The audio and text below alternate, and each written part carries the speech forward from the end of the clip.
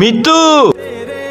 আরে আরে সাদিকাতে তুই আমার কাছে কেন এসেছিস? কারণ তোর কপালে মৃত্যু লেখা রয়েছে, এই জন্য তোর এখন মৃত্যু হবে। আরে তুই ভালো মানুষ, এই জন্য বেঁচে গেলি। ওই দাঁড়া, এবার তোর মৃত্যু হবে, তুই মরার জন্য প্রস্তুত হয়ে যা। কিন্তু সাদিকাতে তুই আমাকে মারবি কেন? তোর কপালে মৃত্যু লেখা আছে, এই জন্য তোর মৃত্যু হবে। আরে আরে হুজুর, আপনি আমাকে বাঁচান, না হলে সাদিকাতে আমাকে জানে মেরে ফেলবে। তোমারে আমি বাঁচাতে পারবো না, কারণ তোমার কপালে মৃত্যু লেখা রয়েছে। হা হা হা, এখন তুই মরার জন্য প্রস্তুত হয়ে যা। আরে কাদের তুই থাম থাম, আমার একটা কথা শোন, আমি মরার আগে শেষবার 2 রাকাত নামাজ পড়বো। ঠিক আছে, যা নামাজ পড়াই। হে আল্লাহ, তুমি আমাকে ওই শয়তান কাদের হাত থেকে বাঁচিয়ে দাও, না হলে আমাকে মেরে ফেলবে। মনে হয় নামাজ পড়া হয়ে গেছে। আজকে দেখবো কে কে শয়তানকে হারিয়ে আল্লাহকে খুশি করতে চাই। যদি আল্লাহকে খুশি করতে চাও, ভিডিওতে লাইক করে চ্যানেলটা সাবস্ক্রাইব করে কমেন্টে আল্লাহু আকবার লিখে দাও। আর যদি শয়তানকে খুশি করতে চাও, তাহলে এগুলো কিছুই করতে হবে না। আরে এটা কিভাবে হলো? তুই তো ভালো মানুষ হয়ে গেছিস, সেই জন্য বেঁচে গেলি।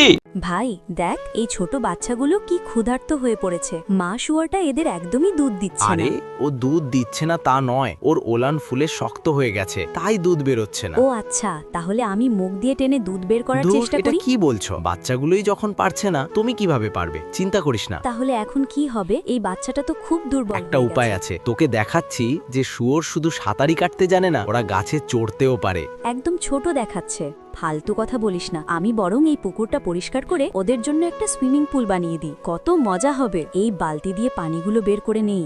বন্ধুরা দেখো, বড়টাকে এখানে আগে নামাও আল্লাহর তো। নাম, অন্যদিকে শয়তানের ছবি। তোমরা আল্লাহকে ভালোবাসলে এখনই লাইক সাবস্ক্রাইব করো। যারা শয়তানকে ভালোবাসো তারা লাইক সাবস্ক্রাইব করার দরকার নেই। আচ্ছা দাঁড়া, আমি পরিষ্কার করছি। এই তো কাজ শেষ, এবার পানি ছেড়ে দিই। ওরে বাবা, দেখ এরা তো আসলেই দারুণ সাঁতার কাটতে পারে। ভাই তুইও নেমে যা না ওদের সাথে। না না, আমি নামবো না। আরে আয় না, কি মজা হচ্ছে দেখ, আমরা সবাই মিলে একসাথে সাঁতার কাটবো।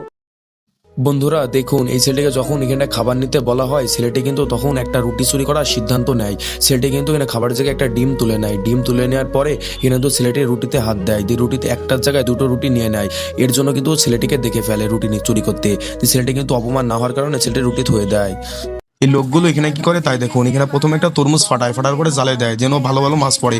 এই বুদ্ধিটা খাটায় দিই, কিন্তু একজন বলছিল যে না মাছ পড়বে না, দিয়ে তারপরে কিছু চারা দানা দিয়ে দেয়। তারপরে কিছুক্ষণ সময় হলে পরে ওয়েট করার পরে কিন্তু অনেকগুলো মাছ পেয়ে যায়। দেখতে পাচ্ছেন অনেক কিন্তু মাছ পড়েছে, তার মানে এটা বুদ্ধিটাও কাজে লেগেছে।